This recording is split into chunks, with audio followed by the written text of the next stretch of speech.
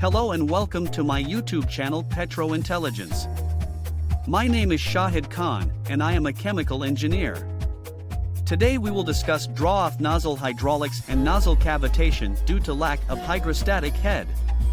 I imagine that many viewers might skip this video. After all, a nozzle is simply a hole in a vessel, flanged up to a pipe as shown in picture. Why a whole video? Well, it is not that simple. Lots of process problems occur due to improperly designed draw-off nozzles. Nozzle exit loss. The pressure drop of a fluid flowing through a nozzle is equal to delta H equals 0.34 times V2, where delta H equals pressure loss of the fluid as it flows through the nozzle, in inches of fluid, V equals velocity of the fluid as it flows through the nozzle, in feet per second. This equation assumes that before the fluid enters the nozzle, its velocity is small, compared to its velocity in the nozzle. The increase in the velocity, or the kinetic energy, of the fluid in the nozzle comes from the pressure of the fluid. This is Bernoulli's equation in action. The energy to accelerate the fluid in the draw-off nozzle comes from the potential energy of the fluid. This is Newton's second law of motion. The coefficient used in the equation above, 0.34, assumes the process fluid has a low viscosity. For most process nozzles, this is a reasonable assumption. Detailed information on draw-off nozzle coefficients has been published in Crane, Flow of Fluids Through Valves, Fittings, and Pipe, technical paper. For me, I don't trust published coefficients. I like to prove it myself, prove it by experimentation. What I'm doing is running water into the bathtub at a measured rate.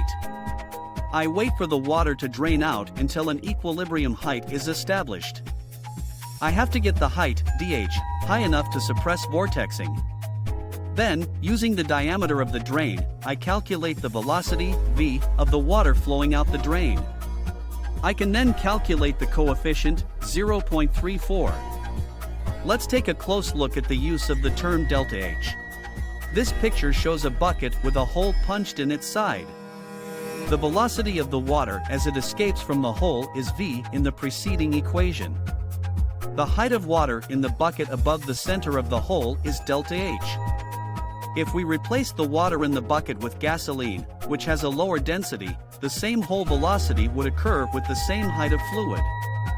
The pressure drop of the fluid escaping from the bucket is called nozzle exit loss. Actually, nothing is lost. The potential energy, or pressure head of the water in the bucket, is just converted into velocity or kinetic energy. Converting delta H to pressure drop. A column of water 28-inch high exerts a head pressure of 1 psi, as shown in picture. To determine the pressure drop of water flowing through a hole, in pounds per square inch, we would calculate delta P equals 0.34 divided by 28-inch times V square, where delta P equals pressure drop in psi. But perhaps we have gasoline flowing through the hole. The density of water is 62 pounds per cubic feet, the density of gasoline is 40 pounds per feet cube. Since the weight, or pressure head, of a column of fluid is proportional to its density, we calculate delta P equals 0.34 divided by 28-inch times 40 divided by 62 times V square. Again, delta P is the pressure drop, in psi, of the gasoline escaping through a hole in the bucket. If we have a vapor flowing out of the overhead nozzle on a fractionator, as shown in picture, the pressure drop of the vapor escaping from the vessel in the overhead vapor line is delta P equals 0.34 divided by 28-inch times dV divided by 62 times V square, where delta P equals pressure drop of a fluid, psi, dV equals density of a fluid such as a vapor in pound per feet cube, and V equals velocity of fluid in nozzle in feet per second. This is an important equation to remember. It is the pressure drop through a hole equation. It works for water, steam, air, gasoline, alcohol, and all other fluids, unless viscosity is important. A viscosity of less than 5 or 10 centipoise, cp, or centistokes, cst, such as hot maple syrup, means that viscosity is not important. Critical flow. Everything I have just said is wrong when the fluid we are working with undergoes critical flow. First, critical flow applies only to compressible fluids such as vapor, steam, air, or gases. Second, as long as the pressure drop that we calculate through the nozzle is less than 20 or 30% of the upstream pressure, we can ignore critical flow. Critical flow occurs when a compressible fluid velocity approaches the speed of sound, about 1,000 feet per second. Process piping handling vapor is typically designed to work at a velocity of 100 feet per second.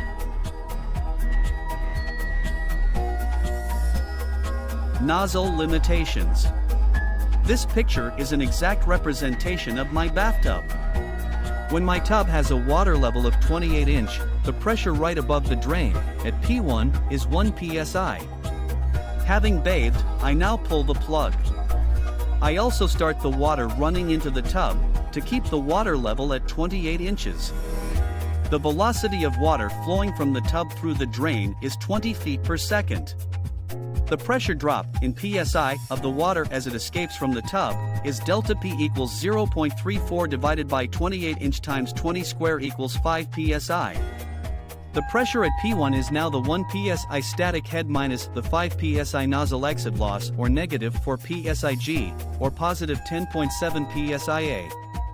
That is, the pressure at the drain is a substantial partial vacuum, or a negative pressure. By the term negative pressure, I mean that it is below atmospheric pressure. Atmospheric pressure at sea level is 16.7 psia. This suggests that the pressure in a water drain can get so low that air could be sucked out of the bathroom and down the drain. Of course, we all see this happen several times a day, typically when we flush a toilet. So much air is drawn into the water drainage piping that we install vents on our roofs to release this air. The only requirement, then, for vapors to be drawn into a flowing nozzle is for the nozzle exit loss to be larger than the static head of liquid above the nozzle. Incidentally, if a bird builds its nest on top of one of our roof toilet vents, we find the toilet will no longer flush properly. The experienced plumber states that the toilet won't flush because it is suffering from vapor lock, and this is true. A working knowledge of process equipment fundamentals often comes in quite handy around the home. Effect of bubble point liquid. We sometimes bath in boiling water. Draining a vessel full of liquid at its bubble or boiling point prevents the formation of a negative pressure, or partial vacuum, in the drain.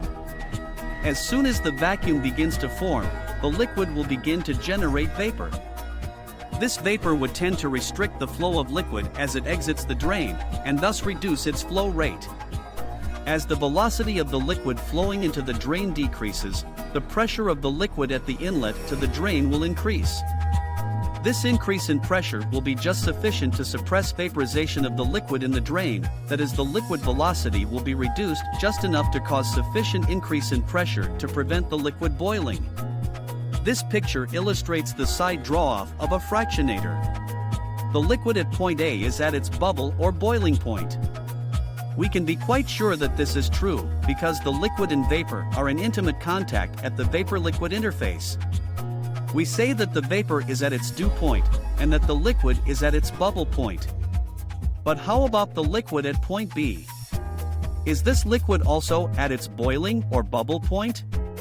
It is the same liquid, having the same temperature and composition as the liquid at point A. But the pressure at point B is slightly higher than the pressure at point A. The pressure at point A is the pressure in the vessel, 10 psi-G. The pressure at point B is the pressure at point A plus the static head of liquid H, shown in picture. Let's assume that this liquid is water. Also, H equals 28 inches.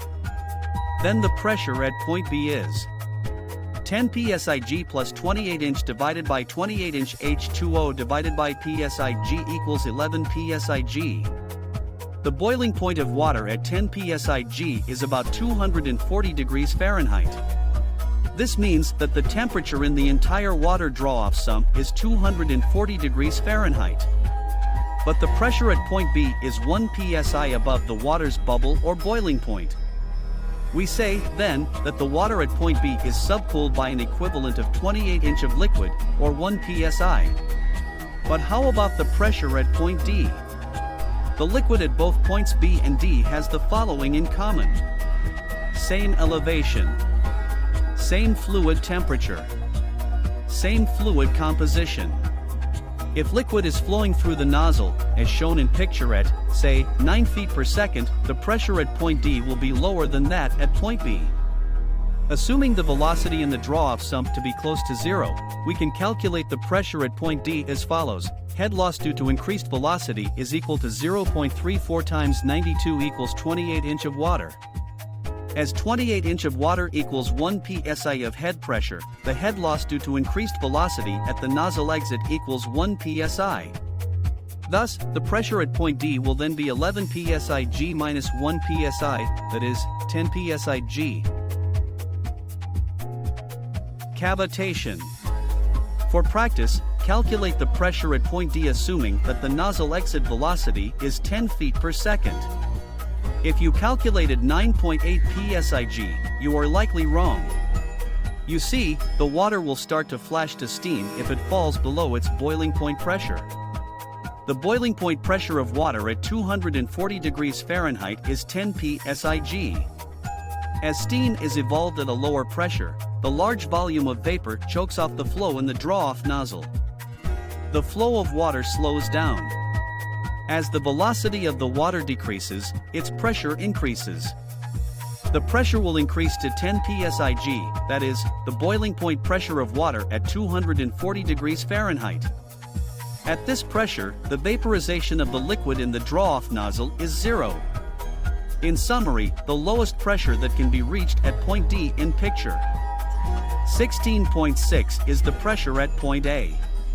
When these two pressures are equal, we say that the draw-off nozzle is limited by cavitation.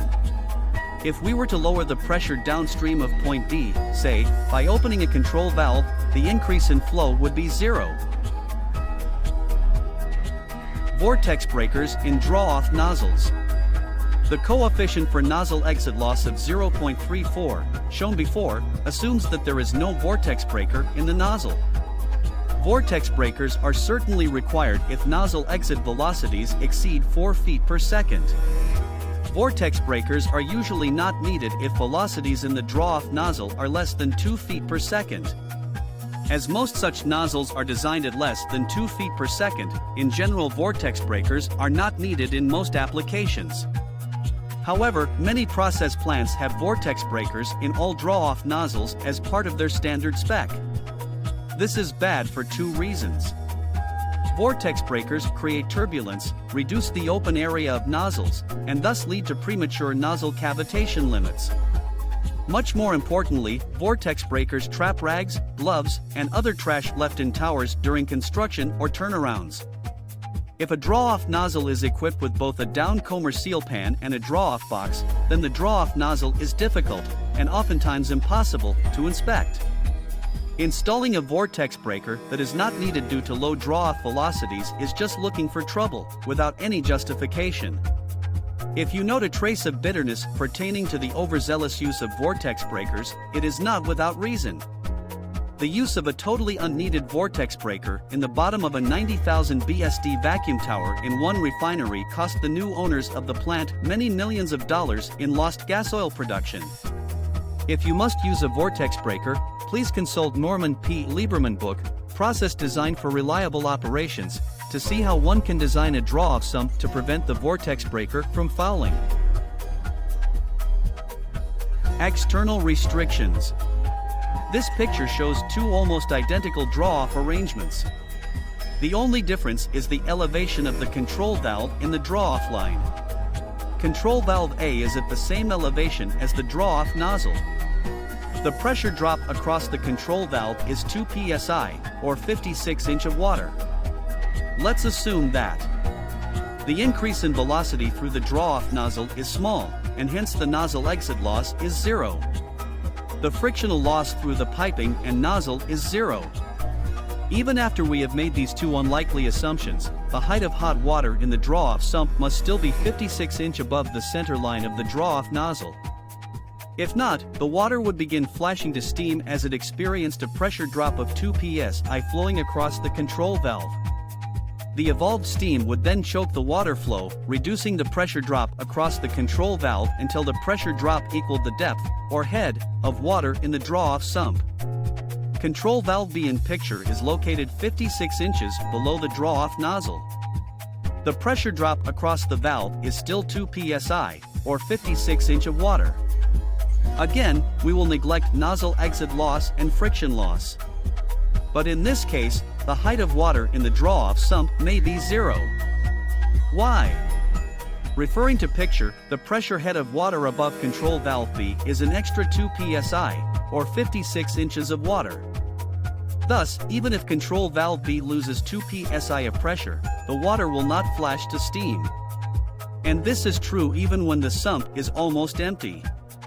Does this mean that control valves should be located well below the elevation of the draw-off nozzle? Yes. Does this mean that the amount of piping, fittings, gate valves, etc., should be minimized on a draw-off line until the line drops 10 or 20 feet below the draw-off nozzle? Yes. Does this mean any frictional losses due to external piping at the same elevation as the draw-off nozzle have to be added to the nozzle exit loss in determining the liquid level in the sump? Yes. Increasing flow from a draw-off sump. If the flow is limited by nozzle exit loss, because the nozzle diameter is small or because the sump is shallow, no process change will increase the flow. However, if the restriction is outside of the vessel because of valves, fittings, or piping on the draw-off line, located at the same elevation as the draw-off nozzle, then there is an option to marginally increase flow. Remove the insulation on the piping immediately downstream of the nozzle and spray cold water on the bare pipe. Reducing the temperature by a few degrees will subcool the liquid and suppress inline vaporization or cavitation. This should permit an increase in the flow of product. It's the same idea as the common practice of operators spraying water on the suction of a hot pump to suppress pump cavitation as the flow rate is increased. Overcoming nozzle exit loss limits. An engineer once tried to increase the flow of jet fuel from a crude distillation column by opening the draw-off flow control valve. Opening the valve from 30 to 100% did not increase the flow of jet fuel at all. This is a sure sign of nozzle exit loss or cavitation limits. To prove point, he increased the level of liquid in the draw-off sump from 2 to 4 feet. Since flow is proportional to velocity and head loss is proportional to velocity square, the flow of jet fuel increased from 1000 to 1414 GPM. That is, the flow increased in proportion to the square root of the increase of liquid level in the sump. But the sump was only 4 feet high, and he needed to increase jet fuel flow even further. So, he raised the pressure in the crude column from 10 to 14 psi. This increased the pressure in the draw-off sump by 4 psi. The results of this increase in pressure are shown in picture. At first, the increase in pressure greatly increased the flow of jet fuel. But after a few minutes, jet fuel flow slipped back to its original rate. What happened? The problem is equilibrium. When the pressure in the tower was raised, lighter components from the vapor were forced to dissolve in the pool of liquid in the draw-off sump. This meant that, at the new equilibrium conditions, the lighter liquid would boil not at 10 psig but at 14 psig. But the composition of the liquid already in the sump did not change for a while. It took some time for the lighter liquid formed at the vapor-liquid interface to displace the heavier liquid already in the sump. During this period of time, jet fuel flow increased. But when the lighter liquid reached the draw-off nozzle, it began to vaporize. Flow was choked off by the evolving vapors, until the flow was reduced to the original rate. This is another symptom of a tower draw-off limited by nozzle exit loss or nozzle cavitation. The rule of errors. This incident about the jet fuel draw-off happened at the Chevron Refinery in 1987. The concept of the surface of a liquid pool reaching equilibrium with an altered vapor phase before the bulk of the liquid reaches equilibrium is a really useful idea. It's one of the reasons for a lag between a step change in an independent variable and the response of a dependent variable. This incident got an engineer thinking about the interrelationship between process dynamics and vapor-liquid equilibrium. So, even though engineer had made an error, he gained some important insights. Most of the things you can learn are through field observation. Sitting in the office, you're warm and safe. Safe from making errors. But to progress, to learn, to advance the process and yourself, you've got to take chances. The chances are that if you go out to the plant and try a new idea, it won't work. 90% of the time you will be wrong. But 100% of the time you'll learn something new. Nozzle exit loss calculation. My standard calculation for nozzle exit loss as shown at the start of this video is delta H equals 0.34 V square, where V equals velocity in feet per second, delta H equals head converted to velocity, in inches, measured from the center of the nozzle. The coefficient of 0.34 is one that I've arrived at by measurement in my water barrel and bathtub, and then added a small safety factor for design purposes.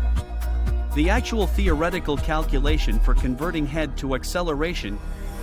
Step 1, let's assume that I have 1 pound of liquid flowing through a nozzle at a velocity of V feet per second. Step 2, to increase the kinetic energy of the liquid from no velocity to V requires 0.5 m V square, or since m equals 1 pound of mass we can say 0.5 V square. Step 3, I'll now divide by the gravitational constant at the surface of planet Earth, 32.2 feet per second squared. 0.5 V feet second square divided by 32 feet per second square, or 0.0155 V square feet. Step 4, to convert feet to inches of liquid, I'll multiply by 12. 0.0156 V square feet times 12 inch per feet, or 0.19 V square inches. Then delta H in inches of liquid equals delta H equals 0.19 V square. The difference between the 0.19 coefficient in equation and the 0.34 coefficient in equation is due to friction losses through the nozzle and my safety factor used for design. All I have done with the above calculation is convert kinetic energy into potential energy. The purpose of this calculation is to demonstrate that there is a real theoretical basis for some of my basic rules of thumb. One of the best ways to improve one's engineering skills is to compare, on a quantitative basis, engineering theory and practice. Pressure recovery in nozzles. If pressure is partially converted to velocity as a fluid accelerates through a nozzle, does this suggest that as a fluid enters a vessel through a nozzle, its velocity is partly converted back into pressure? Actually, I have observed this small effect in vacuum tower flash zone inlets, when I was measuring pressures to the nearest mm of Hg. Perhaps 1/2 to 1/3 of the energy used to accelerate a flow as a fluid enters a pipe from a vessel might be recovered when the fluid exits the pipe into a downstream vessel. The pressure not recovered is due to friction and turbulence. I almost always ignore nozzle pressure recovery in my calculations in field troubleshooting except in vacuum tower applications.